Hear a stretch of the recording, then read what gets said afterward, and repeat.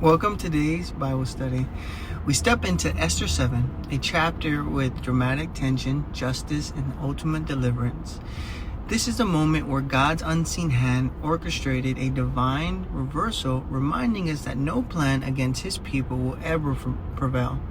He dives in together, and let's see how Esther's courage and God's faithful collide with the moment of victory. Imagine a scene where the royal banquet hall is bathed with golden light. Esther, dressed in her finest robe, sits beside King Xerxes and Haman. The air is thick with tension, though Haman, blinded by his pride, believes this evening is yet another one that marks his favor with the king. Little does he know the table is set for his downfall.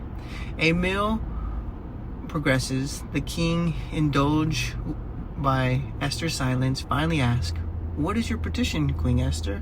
What is your request? Even up to half the kingdom, it will be granted." This is the moment where Esther has prepared for. Through fasting, prayer, and patience, with steady resolution, she speaks. "If I found favor with you, Majesty, if you are pleased, grant me my life. This is my petition. And spare my people, for this is my request. For I and my people are sold and destroyed, killed and annihilated." The king's face darkens. He's upset, confused. The king, astonished by the enrage, demands, "Who is this man? Where is this man who dares to do such thing?" Esther's voice does not falter. She points across the table. The adversary is, and the enemy is the vile Haman. Haman's face goes pale, and his arrogance crumbles, and he fears. Haman is struck with silence, his mind's racing. The king's furious storms out into the palace garden to collect himself. Haman, now aware of his impending doom, throws himself at Esther's feet, begging for his life. But his desperation, he seals his own fate. As the king re-enters the hall, he sees Haman falling on the queen's couch and misinterprets it as an action of assault.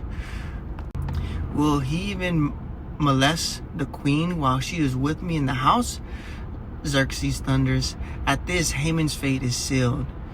The guards cover Haman's face, a symbol of condemnation, and Harbona, one of the king's eunuchs, steps forward.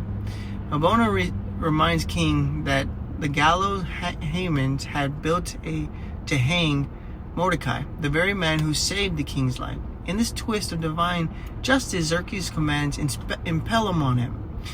The gallows stand at a distance. Haman's plot turns against the Mordecai. Faith and Esther's prevail. And so, in a single evening, the tides turn.